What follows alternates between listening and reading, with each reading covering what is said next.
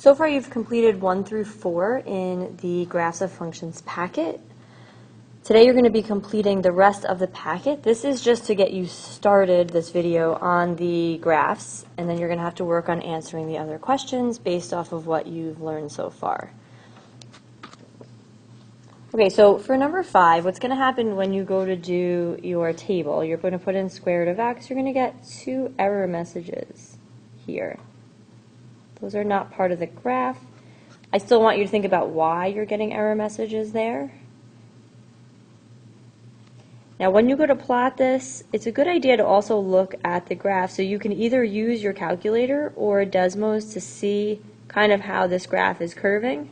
1, 2, 3, 4, 5, 6, 7, 8, 9, 3.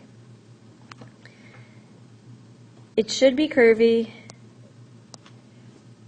and with an arrow that way. Kind of will look like a line in a way. Now, important thing about this, and I'm not going to go too far with this in terms of x and y intercept and things like that, although it's going up slowly, the graph is increasing the whole time. So what does that mean? Whatever you put for your domain, you're also going to put for your increasing interval. There are no decreasing or constant here. So just increasing, so actually the domain and the intervals of increasing will essentially be the same. Difference is you're not going to use brackets on the increasing. Average rate of change, what you're doing again is you're thinking about the points. In this case, 0, 0, and 4, 2. You can take those right from your table. And you're really just doing y2 minus y1 over x2 minus x1, just like you would do for slope. It's not a line, so it's really not slope at this point, but look at the points, grab your points from your table.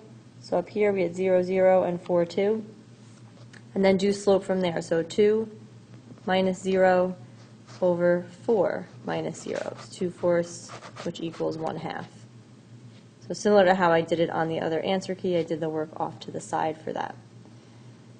Okay, this function's always either greater than or equal to 0, so it's never going to be less than 0. But again, those are questions you're going to answer on your own. If you're not sure how to put something in the calculator, there is a separate video to show you just the calculator stuff. Okay, the cubic function always gets some bizarre looking graphs here, so you just want to make sure that you have -8, -1, 0, 1, and 8.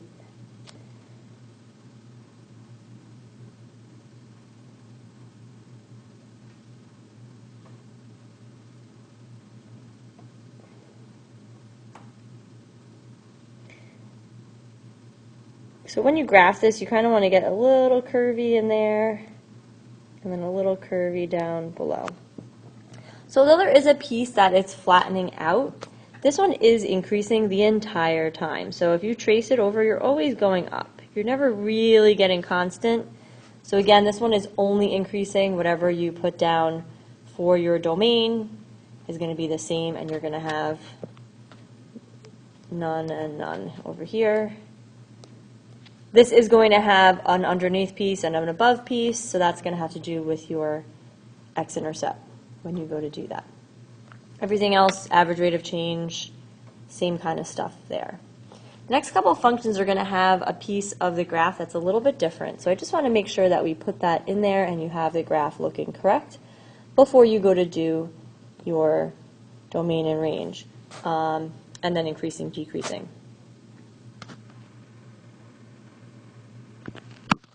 So the rational function, you're going to get fractions in each of these. It's hard for me to fill that in, so make sure you put this in the calculator and look at those fractions. Let me see if I can just fill them on the side. You'll get -1/3, -1/2, -1. You're going to get an error message here, which is because the fraction's undefined. If you think back to when we did restricted values, excluded values, that was undefined, and then you would get 1, 1/2, 1/3, which are kind of hard to plot. But really what's happening here is we have things called these vertical and horizontal asymptotes. So our vertical asymptote is going to be right on the y-axis, and our horizontal asymptote is going to be a dotted line across the x-axis. So this is a great place to use color. I'm going to write these in for you. These are things that are going to become important when we get into the unit for rational functions, but we're just going to list them out for now. And then after you plot the points, I'm just going to plot the point 1, 1 and negative 1, 1. The graph itself is going to be a little arcing motion getting close to these lines, but not actually touching them. So when you go to do domain and range, you do have two pieces. They're going from negative infinity to 0, 0 to infinity for both.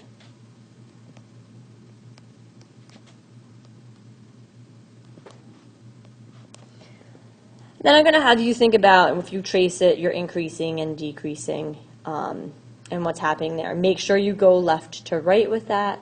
That's very important. You may need your calculator with the average rate of change with the fraction tool, because that's going to be a little tricky to calculate, so just be careful with that. But the key that I wanted to get in there were the asymptotes. And actually, in addition, because you have those, you do not have any x or y-intercepts, so you can fill those in as none.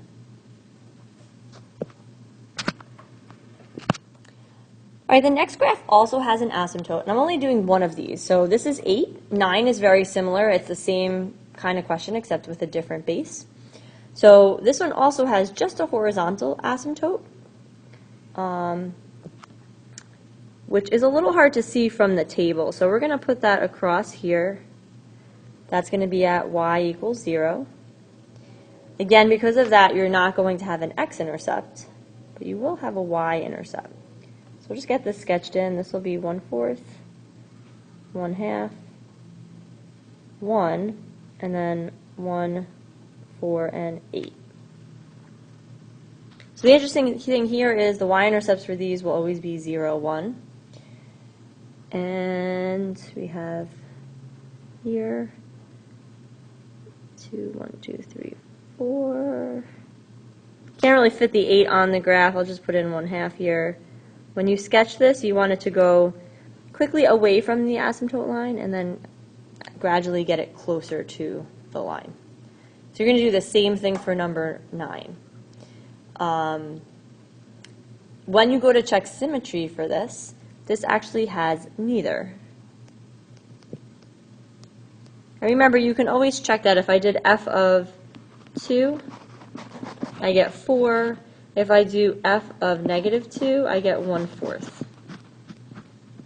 So they're totally different, which would mean neither. If you got the same number but opposite signs, that would be your odd. If you got the same number completely, it would be even. So totally different numbers means a neither for your symmetry. And you can tell it doesn't go through the origin. You can't reflect it over the y-axis, so it doesn't have those types of symmetry. I'll let you go and figure out the increasing and decreasing for both of those functions. All right, the logarithmic function is the inverse of the exponential. You're actually going to get error messages here, here, and here. The first time you get an answer is at 1. So you kind of get some weird decimals going on here. You get 1, 0. And what I did here was I made this go like 1, 2, just to spread it out a little bit. So I can put in 0.7, so 1, 2, 3, 4, 5, and 0.7. 1, 2, 3, 4, 5, 6, 7, 8, 9, 10. Sorry, I just need to count that as going to be at 1.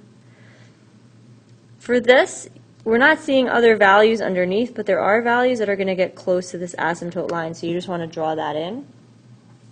And this is a vertical asymptote. I think I'm not using the same colors as I was before, but I'll just make sure I highlight. That's going to be at x equals 0.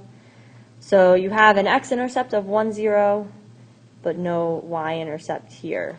Again, this doesn't have any symmetry, either even or odd.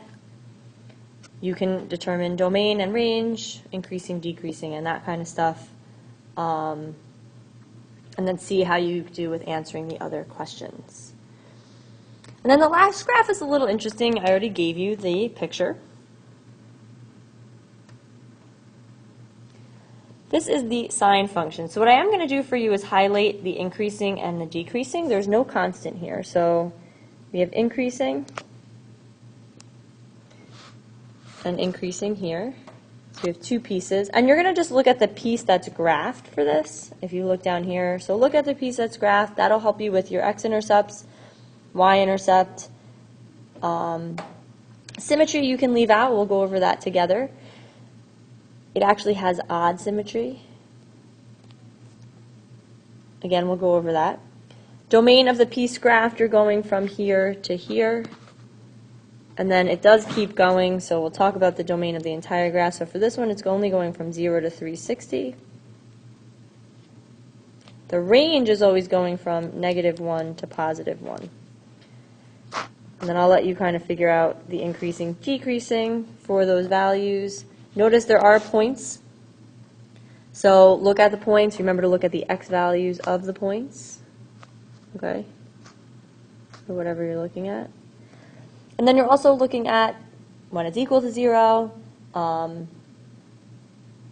less than 0, greater than 0, things like that. Again, only for the piece graphed here. And then when we get to this type of graph later on in the year, we'll talk about all of the values that could possibly work. Okay, so your goal at this point is to go through, complete the packet, fill in all the things that aren't completed. You can work with a partner. And then we'll go over and check the answers in the next class period.